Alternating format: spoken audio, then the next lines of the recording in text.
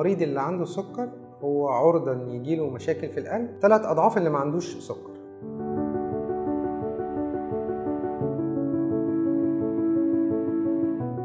السكر ليه المريض اللي عنده سكر بنقول له خلي بالك وابتدي دور على قلبك؟ باختصار كده المريض اللي عنده سكر هو عرضة ان يجيله مشاكل في القلب 3 أضعاف اللي ما عندوش سكر. يعني لو جبنا مثلا 10 عيانين عندهم سكر و10 عيانين ما عندهمش سكر، هنلاقي ان في 3 من اللي عندهم سكر ممكن يبقى عنده القلب، وواحد بس ما عندوش سكر هو اللي يبقى عنده القلب. عشان كده الموضوع بيبقى حذر، والمريض لازم يكون فاهم النقطة ديت، لأن حتى حدوث الأعراض ذات نفسها بتختلف. واتكلمنا في الموضوع ده كتير قوي، ان مريض السكر ممكن لا قدر الله يجيله جلطه ومبقاش عارف، يبقى مجرد حاسس بنهجان وتكسير في جسمه واقل حركه بيحس بنهجان، ونكتشف ان هو عنده جلطه. دي معلومه مهمه جدا عايزين نوصلها لاي مريض سكر ان هو يخلي باله.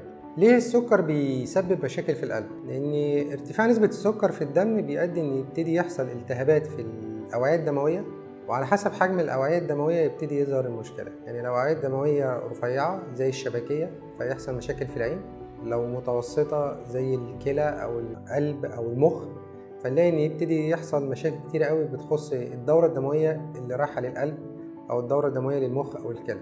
ليه كمان بيحصل الموضوع دوت؟ ارتفاع نسبة السكر في الدم بيؤدي إلى زيادة نسبة ترسيب الكوليسترول والكالسيوم جوه جدار الشرايين ذات نفسها، وبالتالي بتبتدي يحصل ضيق في ممر الدم أو سريان الدم جوه الوعاء الدموي، ويبتدي يحصل قصور في الدورة الدموية اللي تخص كل عضو.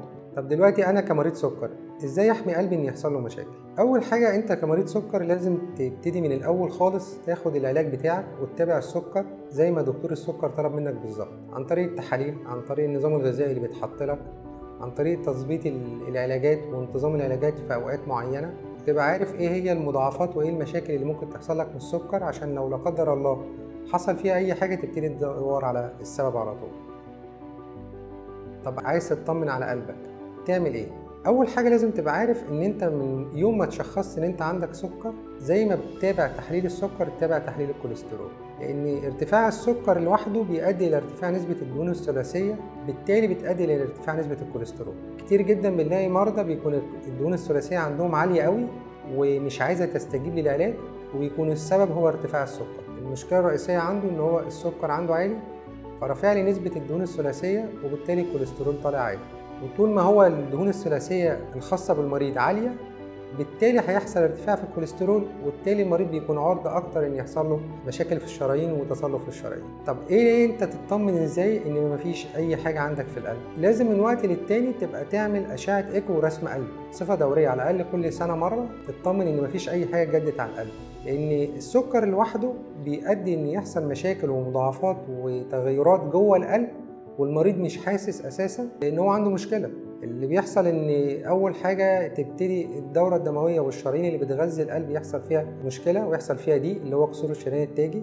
يبتدي ساعات بعض الاحيان ان ممكن يحصل زياده في سمك العضله. السكر كمان ممكن يؤدي الى ان يحصل حاجه اسمها دايستوليك ديسفانكشن اللي هو ضعف القلب الانبساطي، ان القلب بينقبض وينبسط، فمع ارتفاع السكر فتره طويله يبتدي القلب ما بيرتخيش بالوضع الطبيعي ويبتدي يحصل ضعف الانبساط القلب. وايه كمان انا كمريض سكر اخلي بالي منه موضوع تورم الرجل، لان دوت بيبقى كتير قوي ممكن يقول ده مجرد تنميل اصل اكلت ملح وبتاع، ويطلع ان السكر مأثر على القلب وهو مش عارف. فنلخص الموضوع، انا دلوقتي مريض سكر لازم زي ما بتابع السكر اتابع الكوليسترول، ولازم ابقى عارف ان السكر دوت لو انا ما ظبطتوش كويس وما تابعتش كويس ده كفيل لوحده ان لا قدر الله ممكن بعد كده نلاقي المريض عنده مشاكل كتيره جدا، ومش اكتر من شريان اللي متاثر ده شرايين كتيره، ويبقى التدخل فيها صعب قوي.